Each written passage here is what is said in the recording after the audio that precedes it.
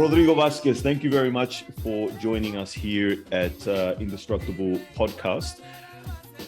How did your journey as a filmmaker commence, and what would you consider some of your biggest hurdles and triumphs?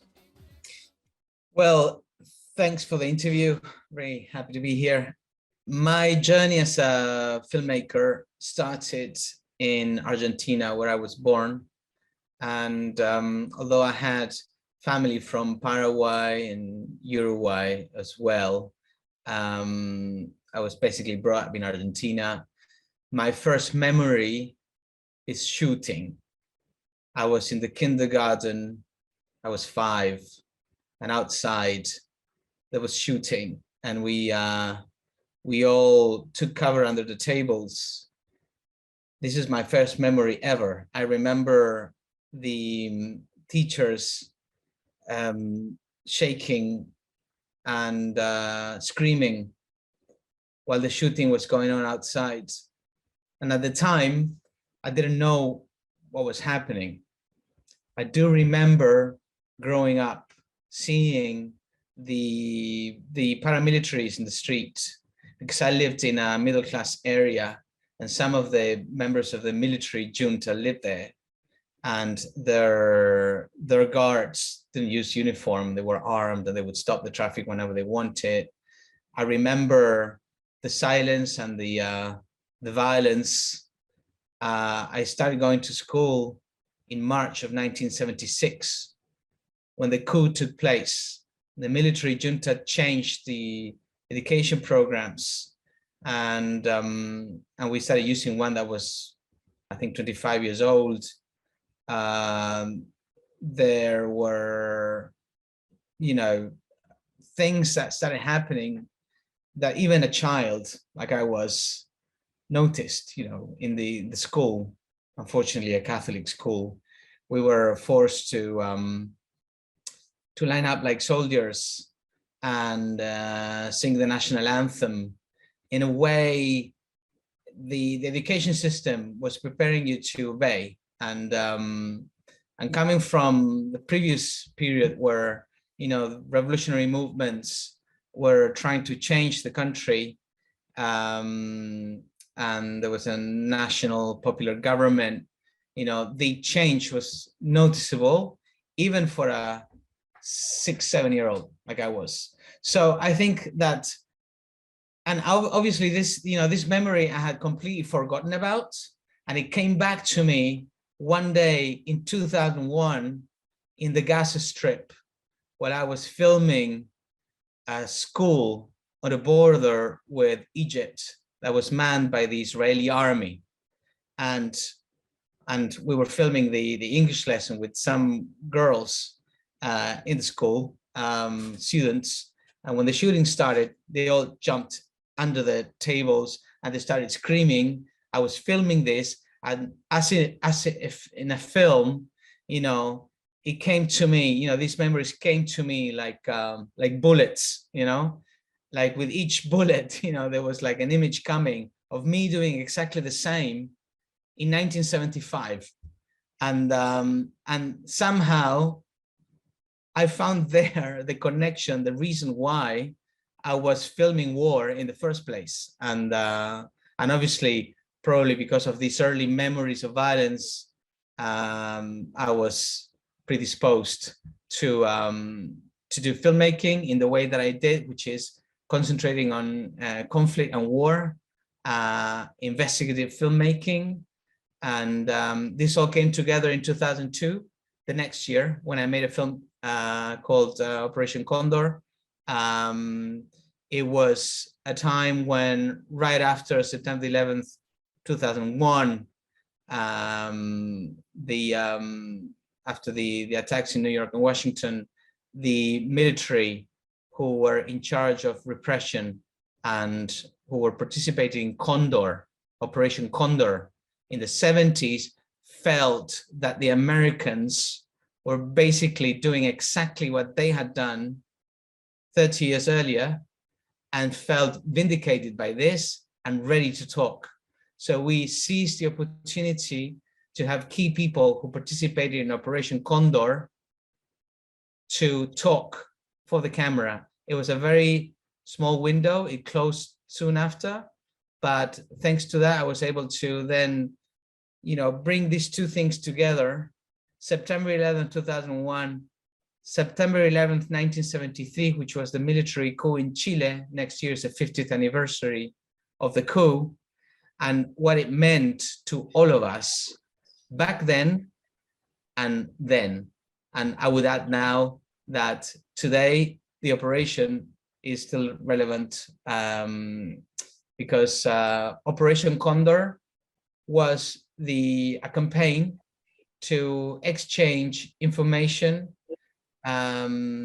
between military dictatorships in South America that was backed by the CIA, with the participation of some intelligence services in other countries like France, the DST in France, and this operation had as an objective to hunt down, illegally detain, torture, and eliminate left-wing militants and leaders in Argentina, Chile, Paraguay, Brazil, Uruguay, Peru, Ecuador. And the extent of the operation covered covert operations in the US, France, Spain, and other countries. So at its height, Operation Condor covered 10% of the world. Yeah, well, I mean that was the next question that I had, which you've already answered. Sort of to provide our audience with a brief summary of Operation Condor, and of course, last November was the 47th anniversary, I understand, of Operation Condor. And congratulations on your film Plan Condor: Axis of Evil. I only recently viewed it, and I thought it was an excellent work of investigative journalism. I'm interested in finding out were there any key sort of facts that you found that were surprising about Operation Condor? I was surprised by its mere existence. Back in 2002, it was not much discussed.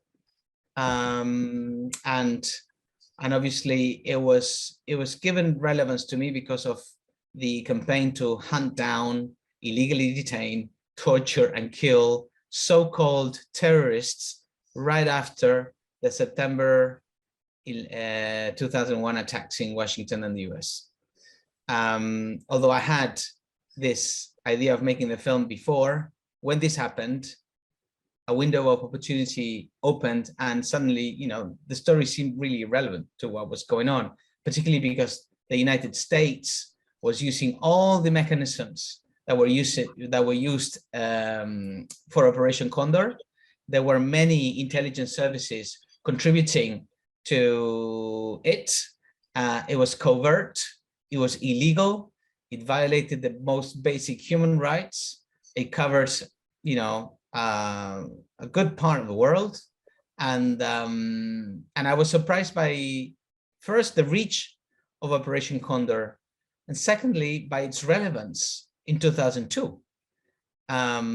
So that was surprising. It was surprising also the fact that a service like Interpol had links to the operation, so much so that when we screened the film for the first time in Paris, Interpol sent somebody to the screening, and he, in the Q&A after the film, raised his hand to defend the role of Interpol in the operation. I was surprised by that. I was also surprised by how vindicated the military that took part in the operation felt about the operation and about what they'd done in view of what the Americans were doing in 2002. And somebody like Manuel Contreras, the chief of the Chilean intelligence service, DINA, who was appointed to his job by the dictator Augusto Pinochet, he gave us an interview on the basis of the operation that was ongoing against so-called Islamic terrorism. So I was surprised by the relevance of the story. I was surprised by how the people who participated in the operation felt the need to hide its existence, yet vindicate its results. So that was surprising, and it was also surprising how the period in which I filmed had polarized society, a bit like now in a way, because you as George Bush said back then, the U.S. president, you're either with us or against us, and this kind of fascist binary logic pervaded the 70s, and came back in 2001. In your film, you discuss the role of the United States in Operation Condor. Figures like Henry Kissinger, who played a key role in the overthrow of President Salvador Allende in Chile in 1973, are discussed. Could you elaborate on Henry Kissinger's role in Operation Condor, and perhaps some of the other figures from the United States that worked with the dictatorships in South America in the 1970s and 80s? Operation Condor took place within the framework of the wider war against communism that was being waged in the West, and particularly by the United States. So Kissinger had a role as Secretary of State in the US Secretary of State in the operation during the president of Gerald Ford. He was, first he participated, funded, and conceived the operation to destabilize the democratically elected president of Chile, the socialist Salvador Allende. He was handy in allowing Salvador Allende's army chief, Schneider, to be killed with CIA funds. And September 11th, 1973, and the military coup in Chile opened a new era of cooperation, of interference of the American government in South American politics, backing dictatorships that would end democracies throughout the Southern Cone. Kissinger was instrumental in allowing that to happen. The CIA, under Director William Colby, first during the Gerald Ford presidency, and then under George Bush Sr., was also involved in the operation by supplying communications equipment and coordination between the dictatorships, sanctioning what they were doing. Kissinger was very aware of what was being done. And although the operation started in 1975, by 1978, 3 years later, during the Football World Cup in Argentina, Kissinger went to Argentina, met the president and his ambassador, and Ambassador Robert Hill, and William Holman, the political attaché of the embassy in Argentina, and James Blystone, the regional security officer there. He was briefed about Operation Condor and about its progress.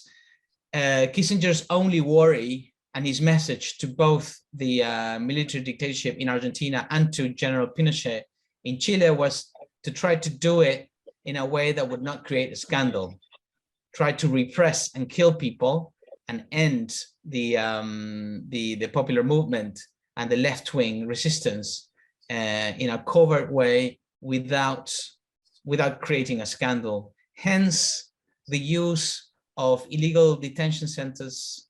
Hence that's the reason why there were no public executions in Argentina, for example, where 30,000 people disappeared, because they didn't want to be condemned by the Vatican. They didn't want to create a scandal, so the operation was covert, and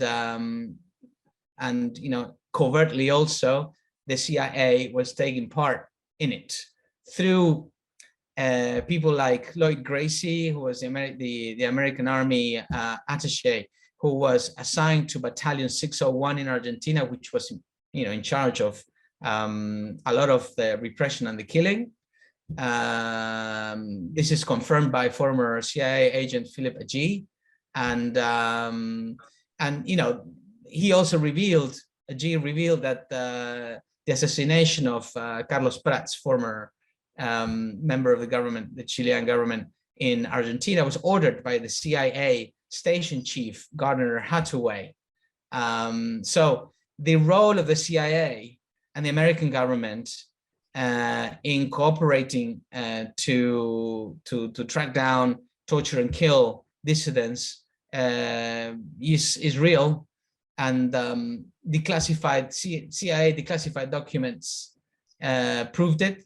There's lots of books now written about it. The most important one is John Dingy's book about Operation Condor, and I think, you know, it was part of the strategy to stop the influence of communism. That was an excuse, and definitely it involved all these people, including, you know, CIA agent Robert Scherer, who actually went to the concentration camps, talked to the torturers, and filed his reports about everything that was happening there.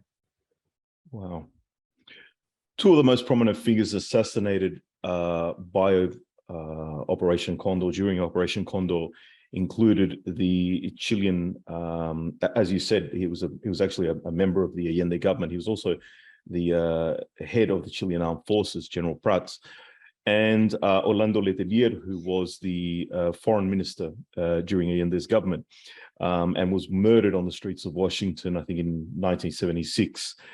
Now, could you elaborate a little bit, just a little bit, on these two murders? And I'm interested in knowing, were the killers ever apprehended and brought to justice?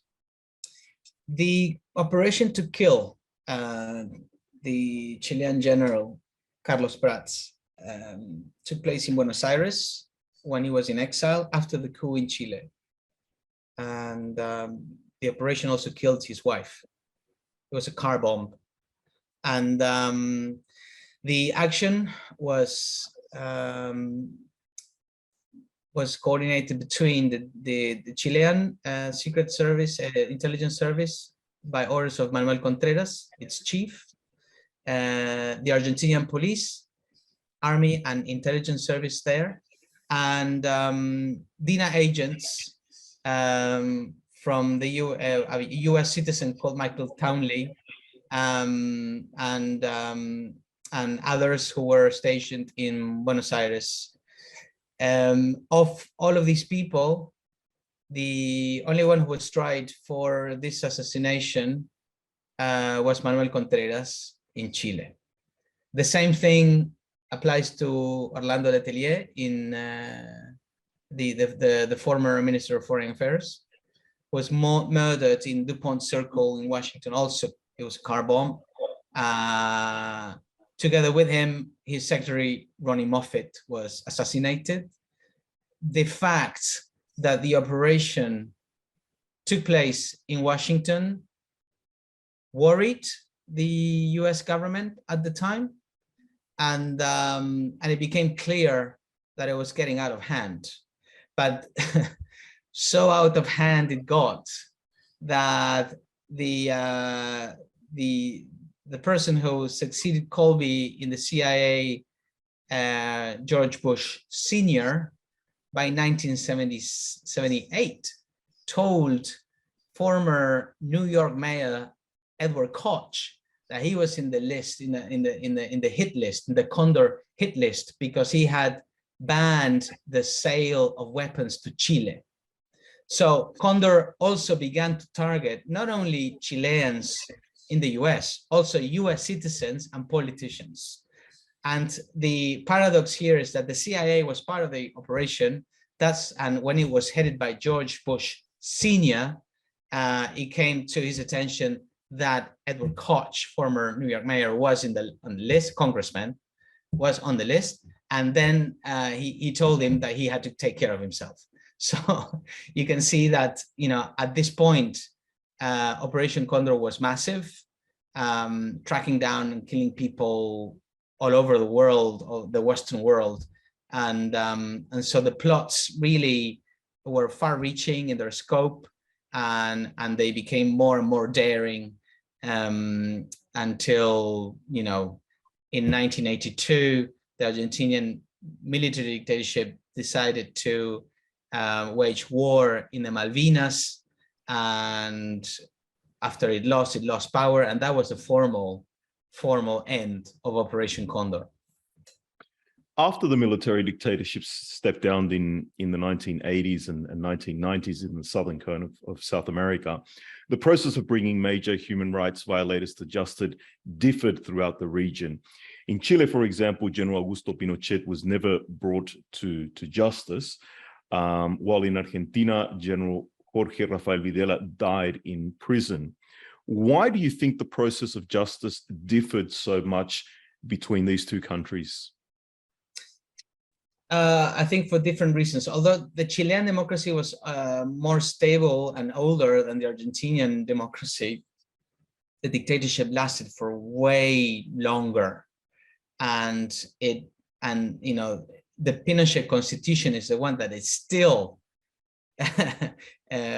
applicable today in Chile, and that constitution conditioned completely how democracy works.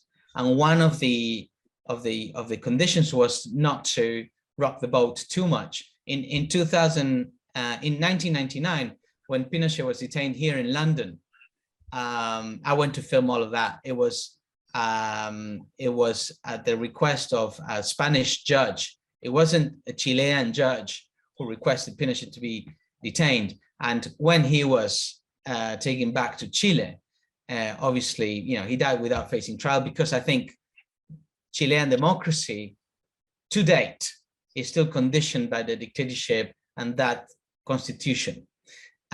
In Argentina, the fact that there was a war that was lost by the same military who had persecuted, tortured, and killed 30,000 people, in a way, what the war produced was a loss of the image and real power, loss of real power of the military, and in a way we had a process that was different in that, although we were conditioned in how much we could prosecute these people, and in 1985 there were trials against the commanders in chief, but not against the thousands of other military agents who were involved in the operation. And then there was, you know, these people were found to be guilty, like Videla, but then they were pardoned by decree in the 90s. And in 2002 and 3, a national popular government revived the agenda, the human rights agenda, after the crash of the economy in 2001, that again questioned the roots of the system itself. And, you know, the human rights movement in Argentina was very strong throughout the 80s and the 90s. And in the 21st century, everything that my generation, the children of those who were killed, fought for, in the 21st century, this became state policy, and the state embraced the trials against human rights abusers, all the human rights abusers. This is causing tension to date. It's not done. It's not a done deal, but yes, there were hundreds of people who were sent to jail. And in Chile, we still have to see this transition to a more democratic system, first by overhauling this old right-wing constitution that the Chileans still have. There was a referendum to approve a new one, which would have been one of the most progressive constitutions in the world. Sadly, campaigns against it,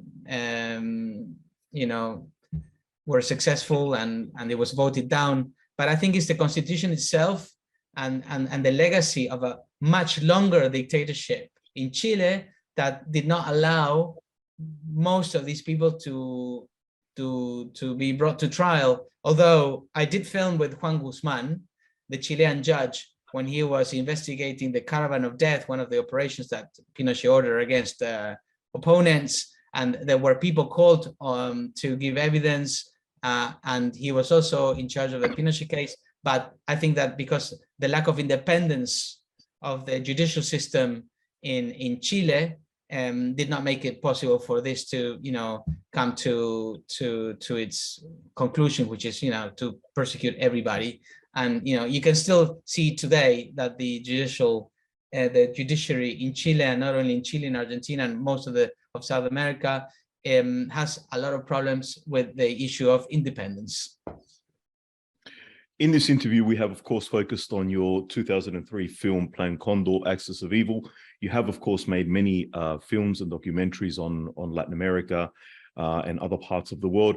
I'm just interested in knowing what are you currently working on? Is there anything we should be looking forward to in the future? I'm working on a few films. One about 3 members of the former FARC guerrilla movement in Colombia, who demobilized in 2016, and I followed 3 of them through the years to see, how they, what happened to them. So it's a film about the peace process in Colombia. I'm about to start a film about lawfare in South America. That's why I was talking about independence of the judiciary system. It's a way of intervening democracy that is not a military coup, but it's as damaging.